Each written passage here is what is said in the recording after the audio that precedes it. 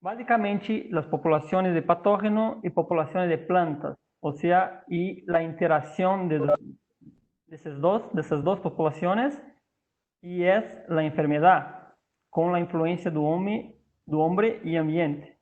¿Sí? Bueno, el objetivo principal de la ciencia, de la epidemiología, es comprender un patósistema, o sea, es decir, su comportamiento o una populación de lesiones, o sea, esse termo foi cunhado por Armando Bergamo Filho, que é um epidemiologista de Brasil. Então, se chama populações de lesiones, ou seja, não são populações propriamente ditas, mas se comportam como tal. Además de plantas enfermas em el tempo e espaço. Então, a epidemiologia trata de compreender como se comportam as enfermidades no tempo e num espaço delimitado. ¿Sí? Acá hay un gráfico de severidad de una enfermedad no tiempo y de qué forma se comporta la enfermedad al pasar del tiempo. Bueno, tenemos distintas epidemias en el mundo, pero creo que la más famosa fue la gran hambruna en Irlanda, que se pasó en 1845 a 1849, que foi uma epidemia bastante importante em la papa. Ou seja, a epidemia se passou, foi causada por Phytophthora infesta, que é o que causa a enfermidade de tizón tardio de la papa. E se morreram por lo menos 1 milhão de pessoas e outro milhão mais se foi de Irlanda, ou seja, emigrou do país.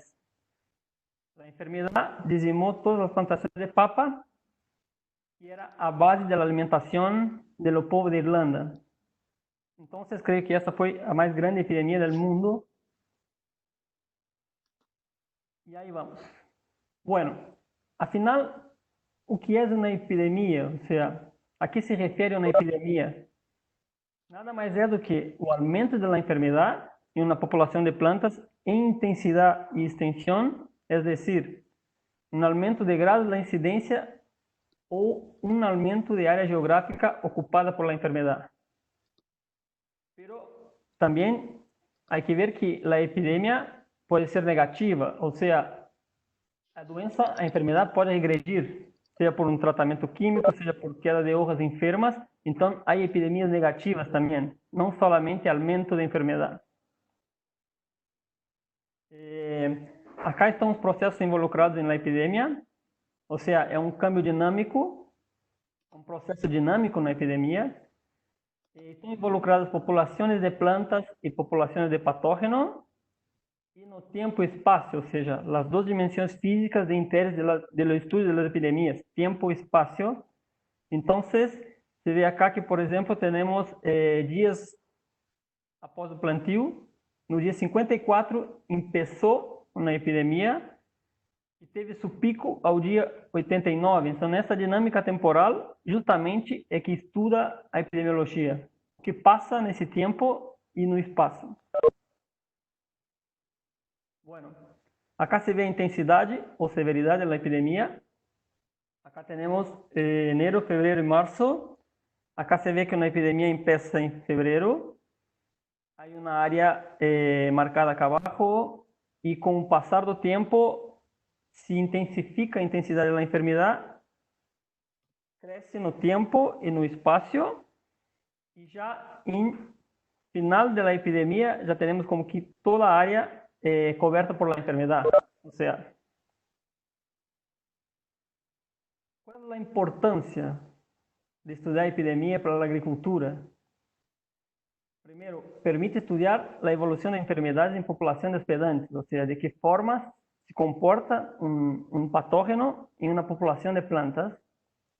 Además, permite estimar pérdidas absolutas y pérdidas relativas, evaluar os efeitos de interações entre a resistência do hóspede e as medidas de controle, ou seja, se pode usar a epidemiologia para, por exemplo, evaluar resistência e sensibilidade de cultivares ou de lançamento de cultivares a patógenos e basicamente o que busca é estabelecer estratégias de controle eficiente para a proteção de cultivos. Ou seja, o estudo da epidemia se divide em duas fases, em uma fase acadêmica e uma fase aplicada. A fase acadêmica busca entender os fatores, entender a dinâmica da epidemia, e a fase aplicada busca usar as informações e estabelecer estratégias de controle mais eficientes. Sim? Então, os elementos de uma epidemia são um patógeno, ou seja, a perfeita interação entre uma população de plantas suscetíveis, uma população de patógenos virulentos e agressivos e condições ambientais favoráveis, que é o triângulo básico da enfermidade. Pero com a influência do homem, ambiente, además do tempo que se desenvolve a epidemia. O desenvolvimento de epidemias está linkado a 4 fatores. Quando falamos de hospedante, falamos do nível de resistência genética ou suscetibilidade de cada hospedante, grado de uniformidade genética das plantas hospedeiras, tipo de cultivo e idade da planta hospedeira. Ou seja, algumas epidemias começam em final de ciclo e se terminam já. Algumas começam em início de ciclo e assim por delante, estão relacionadas com o grado de resistência genética ou suscetibilidade, además do estadio de desenvolvimento das plantas. Os fatores do patógeno, que seriam o nível de virulência e agressividade, a quantidade de inóculo presente, e o tipo de reprodução, ecologia e a forma de disseminação do inóculo. Os fatores ambientais são as variáveis que afetam o desenvolvimento ou desarrollo das epidemias, basicamente ou principalmente a umidade e temperatura. E además os fatores do homem, que basicamente que são o que armam o local de siembra, o que escolhem a terra, o terreno, o lote, a seleção do material de propagação, que tipo de material vai ser utilizado, as práticas culturais empregadas e, además, a introdução de novos patógenos, como com semillas contaminadas ou propagos contaminados e assim por diante. Sim? Bueno, acá ingressa efetivamente Van der Planck, onde, quantificação de enfermidades. Hablamos de métodos diretos e indiretos. Os métodos indiretos de avaliação de enfermidades são um pouco mais complexos, ou seja, são indiretos porque visam não a enfermidade e sim o patógeno, como por exemplo a quantificação de inóculo, ou seja, como doenças virais ou bacterianas, e a determinação da população de patógenos, entre outras. Como vemos, enfermidades virais ou por nemátodos, digamos. E, además, os métodos diretos de avaliação de enfermidades. Esses são que usamos frequentemente, são mais fáceis de entender, digamos, que são estimações da incidência, severidade e técnicas de censuramento remoto. Bueno, a quantificação de incidência é um conteúdo direto de plantas enfermas, ou seja, não há erro. Uma planta enferma apresenta uma mancha na hoja, uma murcha, o que seja. Então, se conta o número de plantas por área. Essa seria a incidência da enfermidade. Ela é mais utilizada em murchas bacterianas, ou viroses, ou enfermidades sistêmicas. E se vê claramente que uma planta está enferma. Sim? E a quantificação de severidade é a área do tecido vegetal coberto por sintomas, que é um pouco mais complexo porque usa escalas descritivas ou escalas diagramáticas. Adelante, uma escala, na quantificação de doença, com uma escala descritiva, seria basicamente o grado da enfermidade ou intensidade da enfermidade, ou seja, se põem notas ou valores a los síntomas. Então, digamos que acá há uma escala de 0 a 2, onde 0 seria a ausência de sintomas, uno sería 2 a 3 hojas afectadas por planta y 2 sería de 5 a 10 hojas afectadas por plantas. O sea, se da un grado o intensidad de la enfermedad. Esas serían escalas descriptivas. Las escalas diagramáticas son un poco más fáciles porque demuestran la porcentaje de tejido afectado. Entonces, esa es una escala de Micherev de 99. Es una planta de ñami. Entonces, 1% de una hoja afectada, 2%, 4% y así por delante. Entonces, esa te da una cuantificación de severidad de la enfermedad en la hoja, digamos. Pero puede ser en fruto o que sea. E as técnicas de sensoriamento remoto são basicamente técnicas utilizadas por fotos de satelital ou fotos sacadas por drones ou aviões. Acá temos em la imagem negra, são fotos sacadas por um satélite, uma foto satelital, onde se vê a área marcada. Então,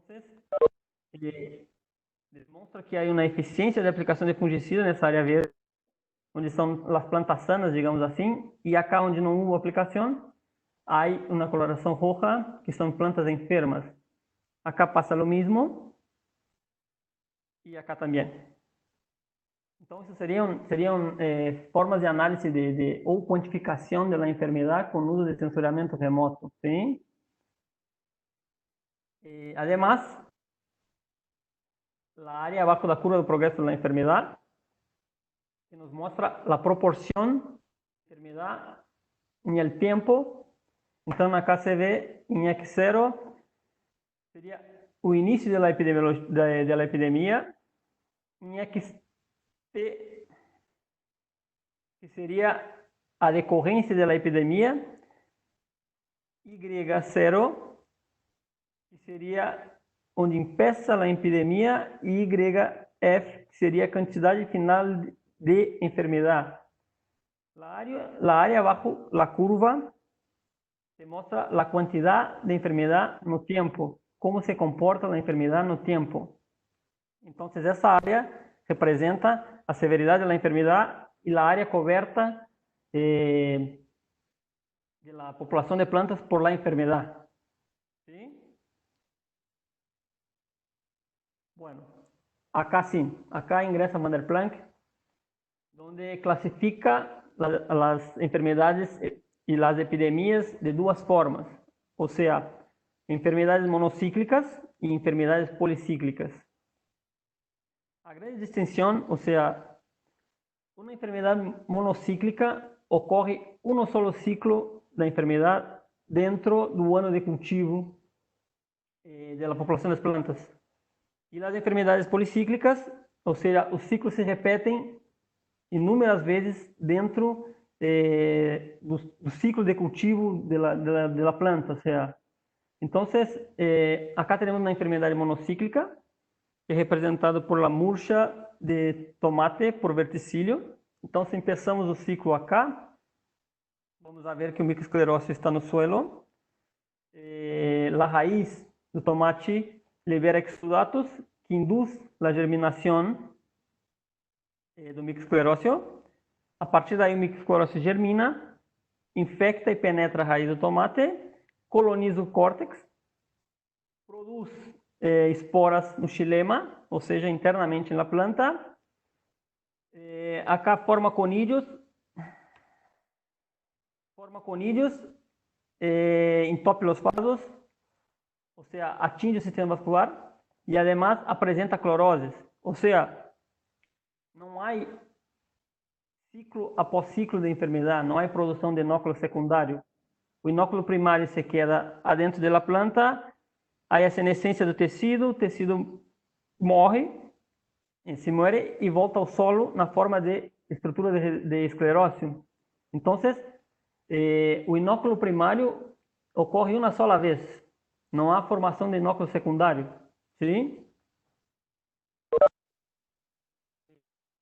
Isso é uma enfermidade policíclica, ou seja, a representação de uma enfermidade policíclica, la sana de la macieira. Se começamos por acá, o inóculo se queda en las hojas caen ao suelo, se forma a estrutura germina, se forma um pseudotécio, que libera os ascósporos maduros, que estão acá. Os ascósporos infectam a floração da macieira ou a hoja, penetram, germinam e formam nova estrutura reprodutiva e seguem seu ciclo inúmeras vezes no ciclo da cultura, ou seja, então, uma só hoja infectada produz inúmeras hojas infectadas e esse ciclo se move durante o ano muitas vezes.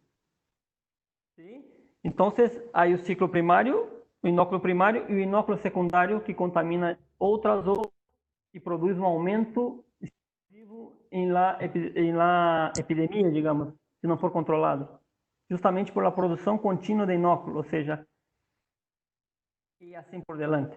Então, o grande ponto de Van der Planck é classificar as enfermidades em monocíclicas e policíclicas, que nos permitiu entender um pouco mais de como se movem as enfermidades no tempo e como se desarrollam as enfermidades. Bueno, a partir dessa classificação, puedo concluir que plantas infectadas durante o ciclo de cultivo em epidemiologias monocíclicas, o inóculo não serve de fonte de inóculo para novas infecções no mesmo ciclo, ou seja, como doenças virales ou doenças bacterianas ou doenças de hongos de suelo. Então, está relacionado basicamente com controle, ou seja, o controle seria o tratamento de suelo ou rotação de cultivos e basicamente focado no inóculo primário. O que passa é que é muito difícil tratar o suelo, uma vez que quando se trata de hoja, digamos que se trata área foliar. Quando se trata de suelo, volume. Então, é muito complicado tratar um suelo. Normalmente, quando passa uma enfermidade como Fusarium ou esclerótio, há uma quantidade de inóculo muito grande. O que se faz é que se cambia a cultura ou se cambia o local de implantação, ou seja, porque não há forma de controlá-lo. Se pode fazer fumigações, mas o volume de tratamento e o custo não compensam, não são economicamente viáveis. Acá temos a murcha de Fusarium. Então, acá há plantas afetadas, um potencial de inóculo bastante grande, dizima basicamente no plantio. Esses são os sintomas. E acá temos uma epidemia ou uma enfermidade policíclica, que possui um inóculo primário e o inóculo secundário, ou seja, o ciclo se repete. Então, dessa forma, as plantas infectadas servem de inóculo como fonte de inóculo para novas infecções. E já cambia o método de controle, ou seja, o controle basicamente é resistência genética e controle químico, uma vez que se pode manejar o inóculo secundário, e o foco do controle é o inóculo secundário, não o inóculo primário. Acá hay uma área onde foi aplicado o fungicida, e se vê que por algum erro de aplicação, de metodologia de aplicação ou tecnologia de aplicação, acá não foi aplicado fungicida. Então, o ciclo de la rocha sigue, então, como que de cima a área de plantas ou essa franja onde não foi aplicado fungicida. Pero o controle químico é muito eficiente, uma vez que as plantas que estão aí, como que estão bem, não passa nada, não se vê plantas mortas nem nada disso. Então, em doenças policíclicas ou em epidemias policíclicas, se não há um controle químico, basicamente, não há forma de controlar.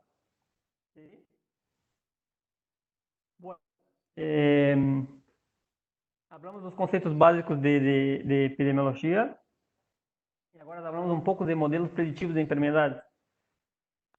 A epidemiologia é uma ciência que há muito que falar, ou seja, há muito que estudar, e em pouco tempo é como que é muito difícil mostrar tudo que se pode fazer e tudo que se pode saber a partir dos métodos ou a partir da epidemiologia. Então, Yo quería mostrar un poco de modelos de simulación, pero modelos de simulación aplicados, o sea, cómo se usa epidemiología de forma aplicada, ¿sí?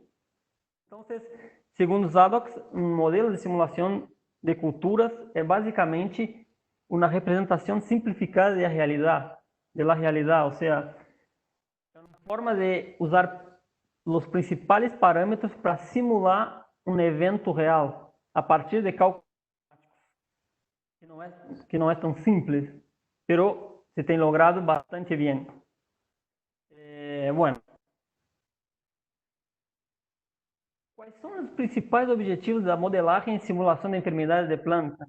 Ou seja, é basicamente analisar o fenômeno epidemiológico, estimar os danos causados pelos patógenos e por as enfermidades dentro de uma epidemia, apuntando a um manejo, ou seja, um manejo mais eficiente da enfermidade. Eu vou falar do modelo hecho para previsão de enfermidades em trigo, em cereais de inverno, basicamente. Se trata da fusariose do trigo. A fusariose do trigo, que esporadicamente há epidemias em grande parte do mundo, onde há trigo cereais de inverno, fusariose do trigo. E, además de ser uma doença bastante importante, ou seja, muito importante, o que passa é que o Fusarium graminearum, ou Giberella zea, produzem micotoxinas, que, además de diminuir a cultura, diminuem a qualidade do grano. Sim? Além disso, además, o modelo de simulação de epidemia de trigo é um pouco mais complexo, porque o trigo tem uma ventana de suscetibilidade à Giberella, que são 48 horas, que são justo no ponto de exposição das anteras.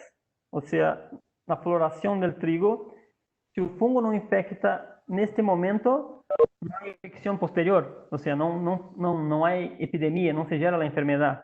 Sim? Bueno.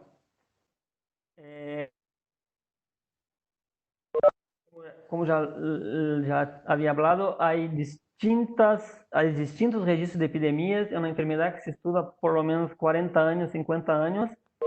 Tem um grande impacto na produtividade do trigo e qualidade do grano de todos os cereais de inverno, não somente trigo, como cevada, sevén, o que seja. ¿Sí? Además, com Fusarium ou com Giberella zea, se vê que ao longo do tempo nenhuma tática de manejo aislada é efetiva, ou seja, não há forma de diminuir as perdas, uma vez que as condições ambientais são favoráveis. Se podes, digamos que aplicar fungicida semanalmente, sim, poderia ser, mas economicamente é inviável. Então, uma tática aislada, não há forma de controlar uma epidemia, ou frenar uma epidemia, ou controlar a enfermidade. Então, a modelagem, ao revés do que se pensa, nesse caso não é hecha para aplicação de controle ou aplicação de controle químico, e sim a não aplicação de controle químico, ou seja, modelo na enfermidade buscando evitar uma aplicação que não é necessária. Então, se calcula todos os parâmetros da planta e da enfermidade e se busca um alerta negativo. Sim? Ou seja, não aplicar o fungicida ou não aplicar um controle químico se não é necessário. Acá temos o ciclo da fusariose. A fusariose do trigo ou a Giberella é uma doença monocíclica que sobrevive, se pensamos por acá, sobrevive nos restos culturais. O principal inóculo ou inóculo primário são os ascósporos, que com umidade ambiente acima de 90%, 95% são ejetados ao aire, que infectam a espiga, também produzem conídeos, mas não são a principal forma de contágio do trigo ou de infecção. Como disse anteriormente, infectam a flora justamente no ponto de floração, ou seja, nessa ventana de 48 horas, quando a planta expõe as anteras, aí infecta o esporo, ou seja, se deposita aí. Se não há ejeção dos ascósporos, a flor, as anteras expostas, não há infecção. E também Quando la semilla é afetada, normalmente a planta necrosa e se queda no campo. Esse é o síntoma, digamos, padrão de Giberella. É uma seca de espiga e de la mitad arriba ou no centro. Acá são granos de trigo giberelados, ou seja, que passaram por essa enfermedade, então se quedam como com menor densidade, com menor peso, tudo isso.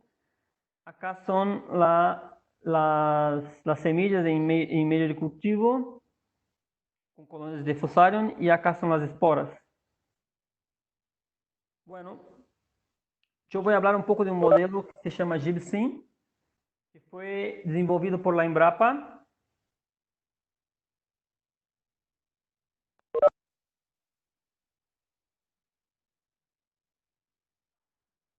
Foi desenvolvido por la Embrapa de Brasil, Embrapa Passo Fundo, Embrapa Trigo,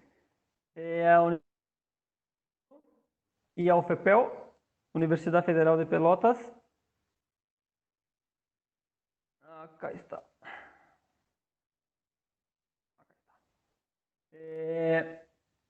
O modelo Gibsim se acopla a um modelo de desenvolvimento do cultivo, ou seja, um modelo que modela a enfermidade.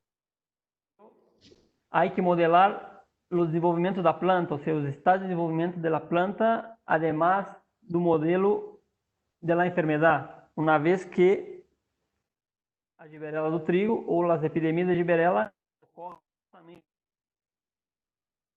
na posição das anteras. Em uma primeira validação desse modelo, ou seja, numa primeira simulação de epidemias no sul do Brasil, foram simulados 54 casos, 54 epidemias que se passaram em áreas experimentais, epidemias históricas no sul do Brasil, e o modelo foi capaz de explicar 90% dos casos em uma primeira validação, ou seja, depois se hizo novos arreglos e o modelo como que é mais preciso. Então é um modelo que anda muito bem, explica muito bem a enfermidade e serve como uma ferramenta de análise de risco de regiões, de epidemias, uma toma de decisão na aplicação de fungicida ou não, por delante. Acá foi uma simulação hecha em Canadá,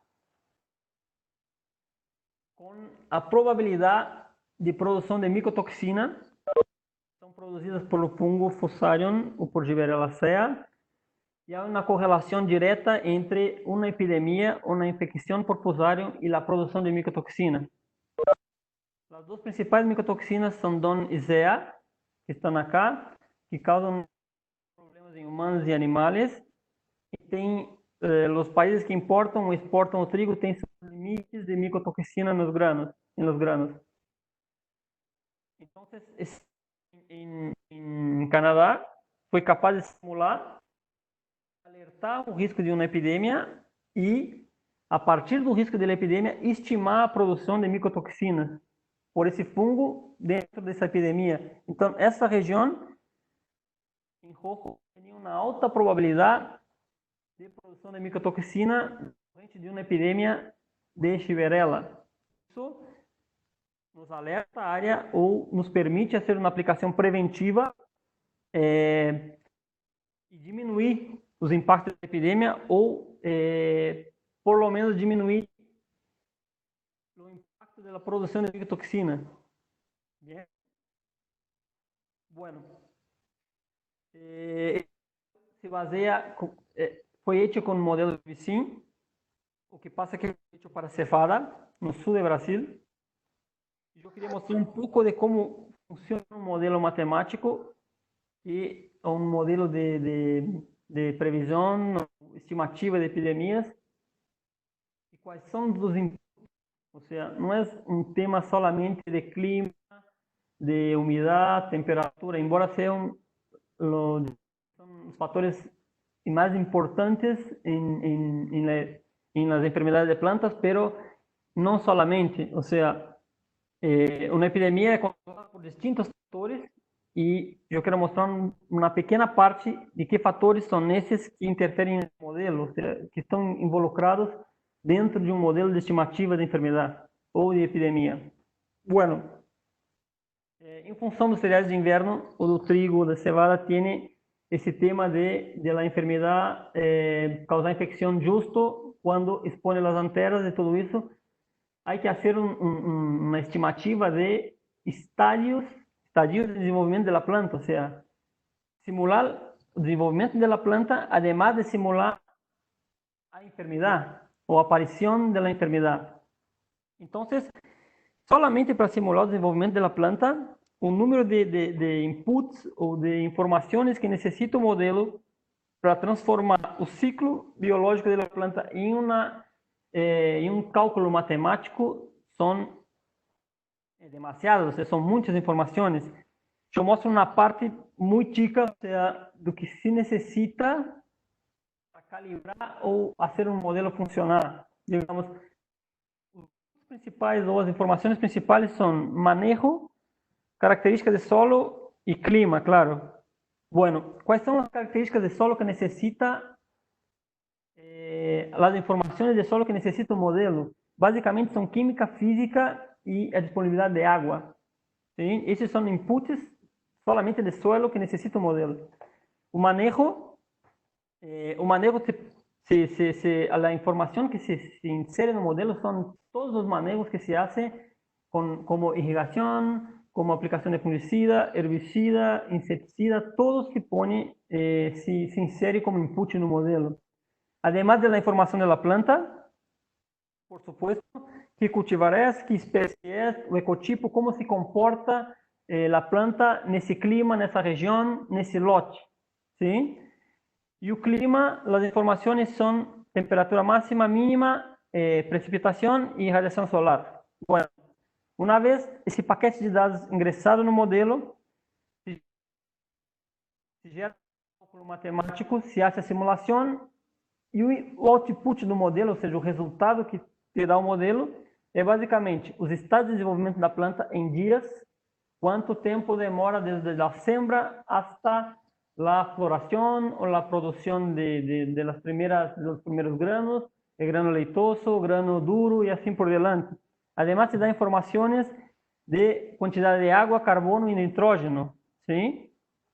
Esse modelo se chama Celes-Barley, está introduzido na suíte do DSAT, que é uma suíte que agrupa por lo menos 18 modelos, que todavía hay atualizaciones, pero hay modelos de simulación de cereales de invierno, de soja, de maní, distintas plantas. ¿Sí? Y de modo general, en América Latina, los datos de suelo y de clima son fornecidos por la Embrapa Trigo. Entonces, digamos que por lo menos en Brasil, todos los datos que están ahí inclusos no modelo, inseridos no modelo, foram inseridos por la Embrapa Trigo. Isso é uma simulação de desenvolvimento do cultivo de cevada. A cultivar é BRS 195, desenvolvida por la Embrapa.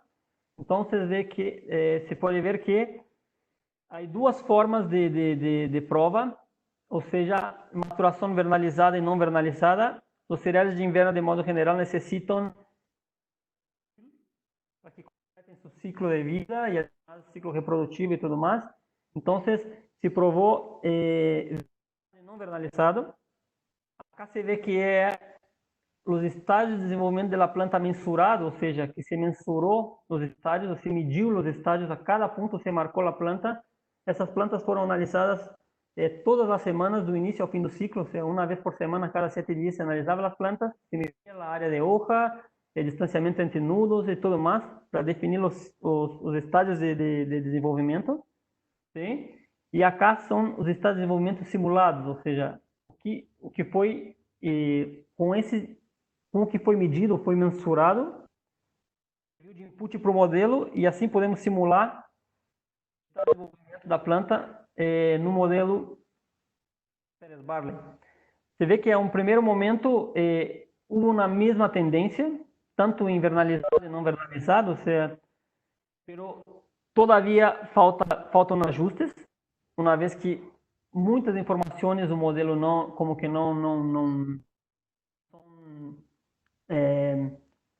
son utilizadas por modelos. Es imposible abranger todas las informaciones de lo que pasa en todo complexo, o sea, en el desenvolvimiento de una planta.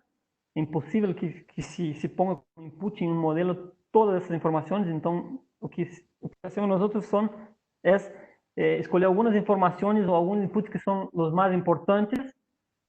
E depois, o que necessitávamos nós outros, neste caso, era saber se no momento de espigamento o modelo era eficiente em simular. Sim? Então, você se vê que quando simulamos o espigamento, tanto vernalizado como não vernalizado, houve uma mesma tendência, não houve diferenças. Você vê que o estágio de espigamento do modelo modelado se acercou muito do simulado. Ou seja, então, o que nos importa para a chiverella, para Fusariose del trigo, é o espigamento, exposição de anteras e floração. Ou seja, floração e exposição de anteras. E se nota que o modelo atendeu muito bem isso, então o mensurado e o simulado está muito bem ajustado o modelo. Então, nesse ponto, se logrou ajustar o modelo para o desenvolvimento da cultura, ou marcar os estágios de desenvolvimento da cultura. Sim? Então, uma vez ajustado o modelo de desenvolvimento da cultura, se ingressou com o modelo GBSIM para simular a ocorrência de epidemias no tempo, ou seja, simular a epidemia e a enfermidade em si. Bien? Então, para acoplar o modelo GBSIM, são necessários os dados climáticos, o número de dias após a siembra, hasta a maturação fisiológica, que foram obtidos na simulação de la planta, ou seja, do desenvolvimento dos estágios da planta. Isso entra como input no GBSIM e o resultado, ou seja, o output, são a possibilidade de uma epidemia ou não. Sim? Acá são espigas de cevadas gibereladas, ou seja, com a enfermidade, e granos giberelados. Sim? Essa foi uma roda de simulação e tem uma série histórica de 35 anos de informações de clima. São dados diários, de estações meteorológicas diárias, ou seja, que te largam uma informação a cada minuto ou a cada 5 minutos, foram agrupadas em um arquivo e simularam 35 anos de prováveis epidemias para validar o modelo. Então, o resultado que temos são, na verdade, muito buenos. Por exemplo, no ano de 1974, não houve registro de epidemias em sul do Brasil e nas áreas de trigo, e o modelo correspondeu e simulou muito bem essa não ocorrência de epidemias, ou seja, não houve nenhum registro. Já em 1990, houve uma grande epidemia em sul do Brasil, ou seja, uma epidemia histórica, e simulando com o modelo, se vê que a severidade da enfermidade foi acima de 80%. Então, está muito bem. Además, em 97 houve uma epidemia moderada, ou seja, é um dado histórico, e o modelo simulou muito bem essa epidemia também. E em 2002, houve uma epidemia bastante importante, também uma epidemia histórica, e o modelo também simulou muito bem essa epidemia. Então, esse modelo basicamente foi calibrado e ajustado para o sul do Brasil, mas se pode calibrar e ajustá-lo em qualquer lugar, ou seja, em qualquer país, onde seja. E as informações que podemos sacar de aí por exemplo, em um ano que temos as mesmas condições climáticas e de desenvolvimento do cultivo que o ano de 90, aplicações preventivas são muito importantes. Ou seja, uma vez que o trigo chegou num estágio de espigamento e cerca de o que se faz é basicamente quando há 50% da área de cultivo em floração, se aplica um inseticida, um fungicida de é, não de contato, pero sistêmico. Então, tem uma forma de proteção. Sim? Ao revés, em 74, no ano seguinte, 2015, as condições climáticas e as condições de desenvolvimento do cultivo se assemelham, não são comparadas com 74, não há necessidade de nenhuma aplicação de fungicida, sim? Nem de proteção, nem sistêmico, nem nada, com se refere à giberela do trigo. ¿Sí? Entonces, digamos que los modelos o epidemiología, los modelos de previsión de enfermedades o de epidemias son bastante importantes na toma de decisão, ¿sí? E sempre buscando uma resposta que ajude no manejo da enfermidade.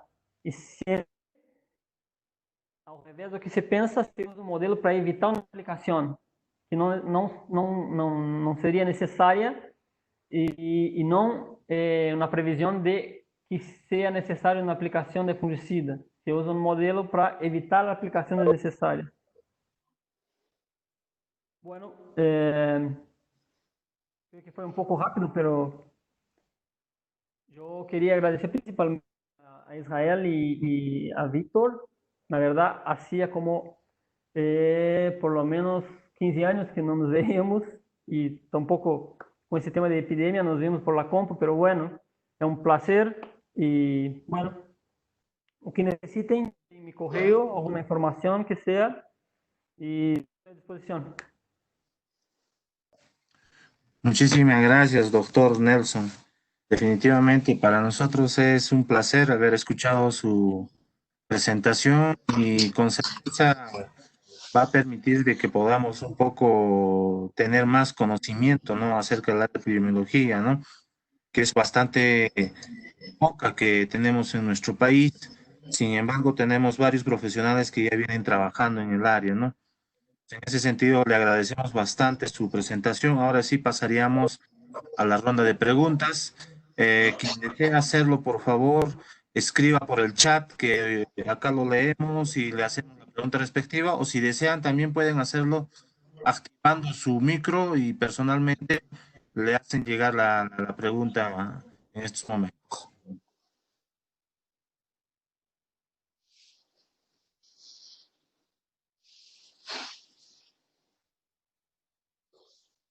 Bueno, tenemos una pregunta, doctor Nelson. Nos indican, preguntan, ¿de qué manera la epidemiología estudia la comunidad y población? Mira, hay que tener en cuenta o que es una población. O sea, una población es formada por individuos de una misma especie, ¿sí? En un área geográfica o en una área continental que sea, pero en una área delimitada. Entonces, os estudos populacionais são basicamente nas condições de desenvolvimento de los patógenos, ou seja, temperatura ótima de esporulação, dispersão de inóculos da população de patógenos, produção de inóculo primário ou secundário, umidade relativa do aire necessária para a esporulação e assim por diante.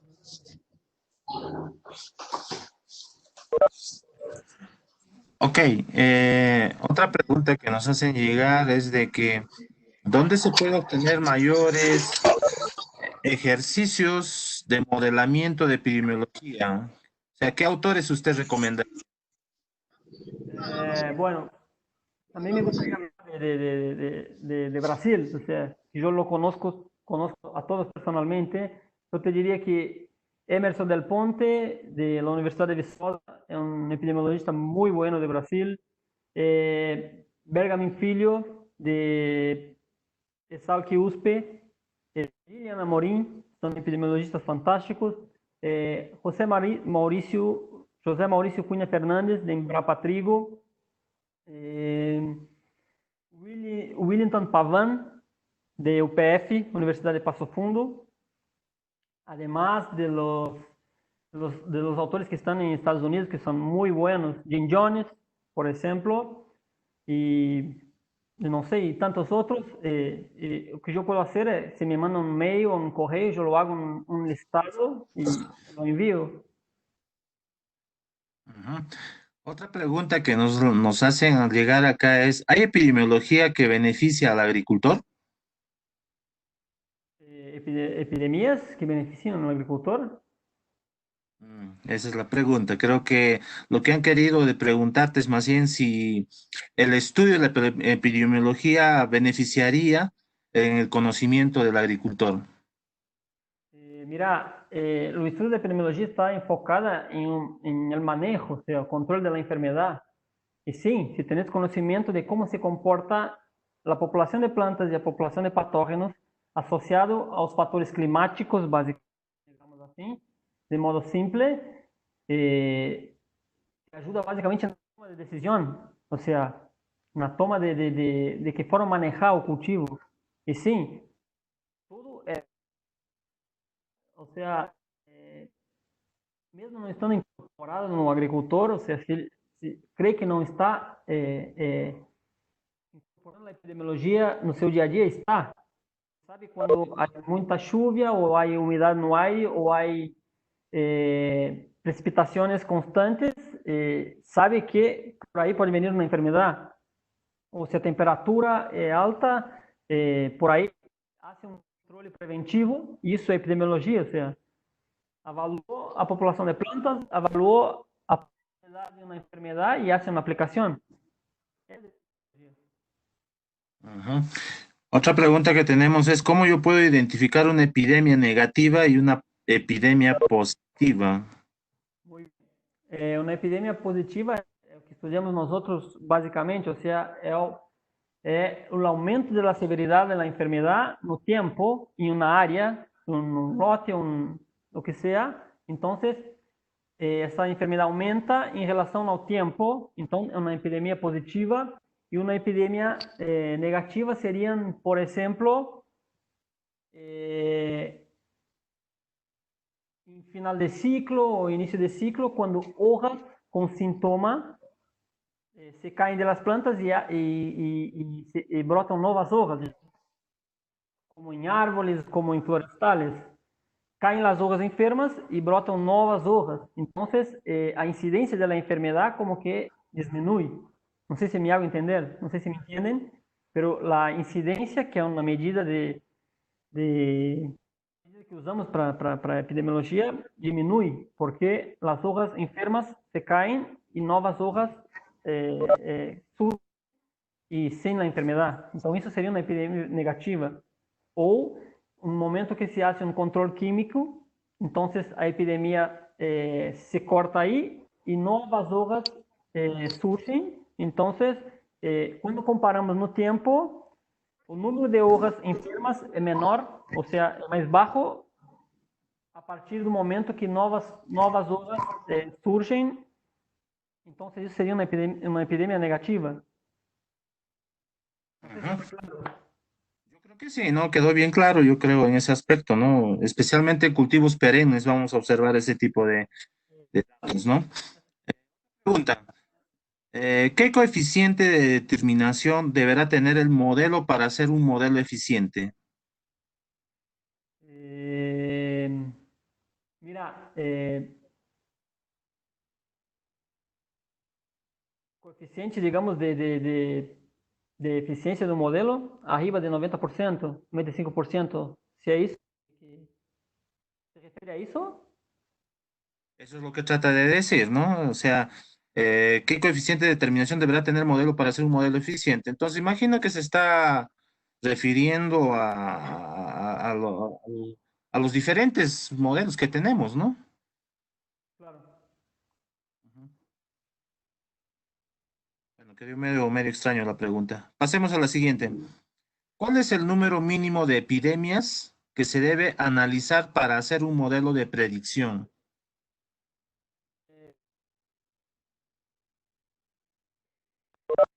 Normalmente são grandes epidemias, uma vez que não, ou seja, não há necessidade de armar um modelo de predição se não tens epidemias constantes, ou seja, não sei se me entendes, pero por lo menos uma série histórica não sei, 20 anos, 15 anos, uma coisa assim, muito bem marcado, porque a validação do modelo necessita de epidemias, porque se simula anos que já passaram, não sei, ao revés. Então, tem epidemias históricas em distintas décadas, em distintos anos, então, lo simulas para trás. porque adelante no se sabe. Entonces, para validar el modelo hay que simular epidemias que ya pasaron. No sé si me entienden, pero un gran número de epidemias, porque si no, no hace falta un modelo para una enfermedad que tiene una epidemia esporádica una vez, no sé. No sé si me explico. Sí, sí, entendemos. Entonces, lógicamente estaríamos, vuelvo a decir, ¿no? En cultivos perennes, tenemos que acompañar anualmente cómo es el comportamiento de la enfermedad en el periodo, ¿no es cierto? O en la estación en que este se va a manifestar, ¿no? Claro, un ejemplo es la sana de la macieira, que hay un Ujú. modelo de predicción de enfermedad. Una vez que en condiciones adecuadas do patógeno, las aplicaciones son de a cada 10 días de fungicida, o sea, entonces un modelo de predicción de la enfermedad le ayuda en la toma de decisión de aplicación o no do fungicida, do control, porque eso pasa a cada 10 días. Puede haber epidemia a cada 10 días, si las condiciones son favorables. Ujú. Perfecto, doctor Nelson. Otra pregunta nos dice, ¿no? Si no se tiene modelos predictivos en base de información necesaria, se tiene que hacer evaluaciones de cuantificación o incidencia antes de hacer aplicaciones químicas.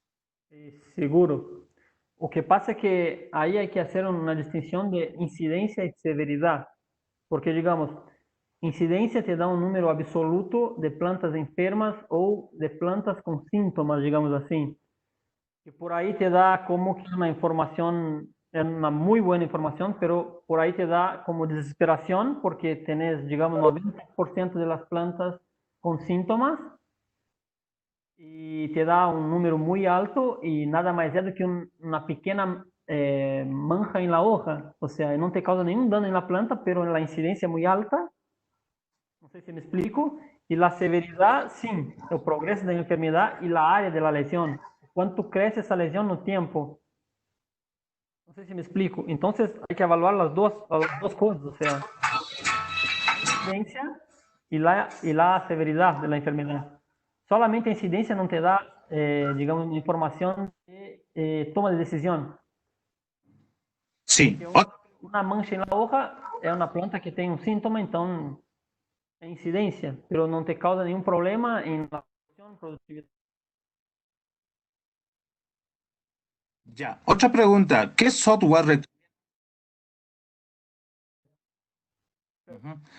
¿Qué software recomienda cálculos de incidencia, severidad y área bajo la curva?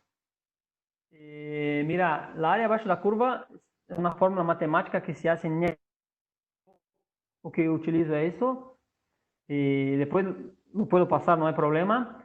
O de severidad, yo uso un software que de AppNet, que calcula a área de tecido lesionado. É um software matemático que te calcula a área e porcentagem de tecido lesionado de la hoja, del fruto que sea. ¿Sí?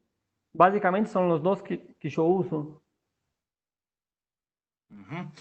Otra pregunta, ¿cuántas variables en estudio debería tener un modelo de predicción en epidemiología para enfermedades? ¿Existen restricciones? Mira, depende del cultivo. Si é um cultivo que é suscetível, sim ou sim, digamos, la soja com roxa, se é suscetível sim ou sim, a variável basicamente são as variáveis do patógeno. Se está a população de plantas suscetíveis, são as condições predisponentes para o patógeno. Temperatura, umidade, viento, o que seja, radiação solar, seria o básico. Pero si hay una enfermedad que demanda un estadio específico de la planta, un estadio de producción, digamos, de reproducción, lo que sea, y las variables son, cuanto mayor el número de variables, más preciso el modelo, o sea, cuanto más variables se agrega, mejor. Ujú. Hay que evaluar la enfermedad. Claro. Tenemos otra pregunta más, ya culminando prácticamente la ronda. En enfermedades monocíclicas, ¿es factible utilizar tácticas como prácticas culturales antes de usar ¿Y cómo sería en las policíclicas? Mira, Mira, as policíclicas normalmente se foca o controle no inóculo secundário. Então, basicamente químico, policíclicas, não? As enfermidades monocíclicas, o manejo basicamente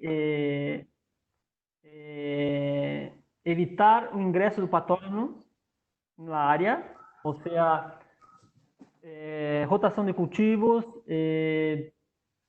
resistência genética ou varietal, ou seja, digamos que as enfermedades monocíclicas, em sua grande maioria, são enfermedades de raiz, xilema, de suelo, provocadas por fungos que colonizam o xilema, ou bactérias, ou vírus. Então, uma vez instalada a enfermedade, não há forma de erradicarla, em la planta, por lo menos.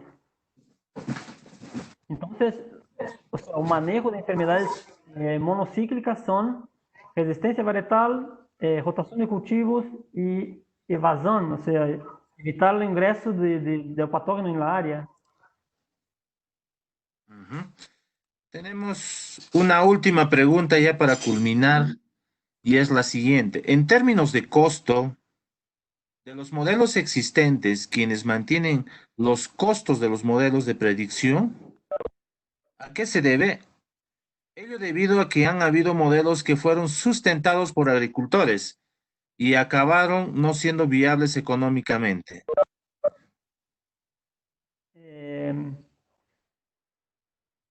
A manutenção do modelo, pelo que eu entendo, a manutenção do projeto, desenvolvimento do modelo, ¿esto?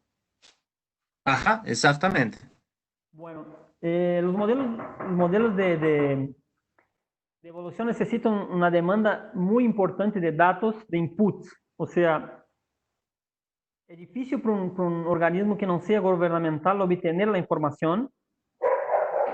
La cantidad de personas involucradas en armar los modelos y a rede de ciencias involucradas, o sea, porque necesitas ingenieros agrónomos, digamos, biólogos, informatas, bioestatísticos. Entonces, por uma empresa que não seja governamental, que tenha aportes de outras empresas e además de outros governos, porque normalmente os modelos que são utilizados, por exemplo, em trigo, há um aporte muito grande de distintos países, tanto em informação como em conhecimento de expertos.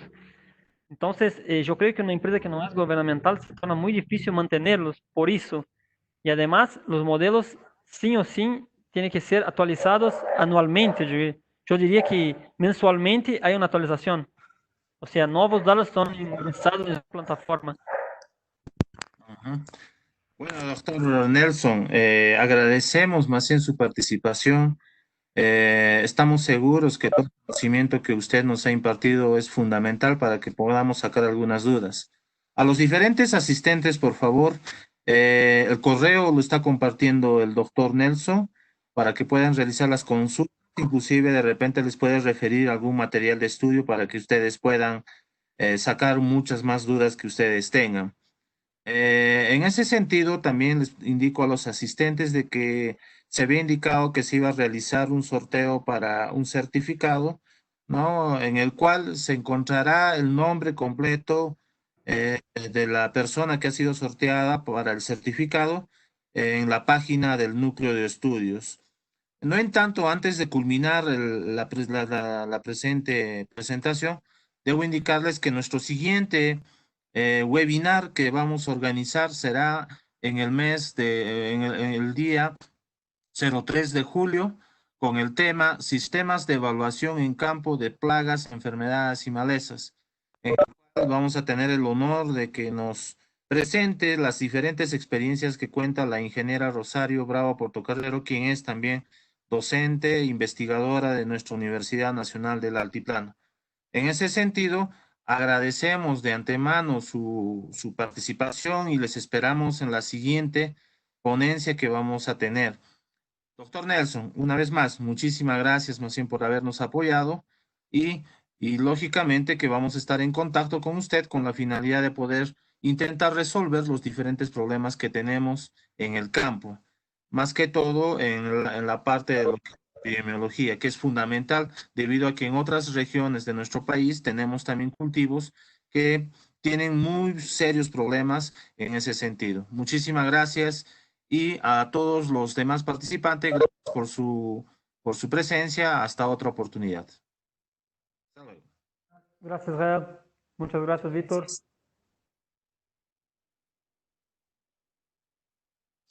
Gracias, Nelson.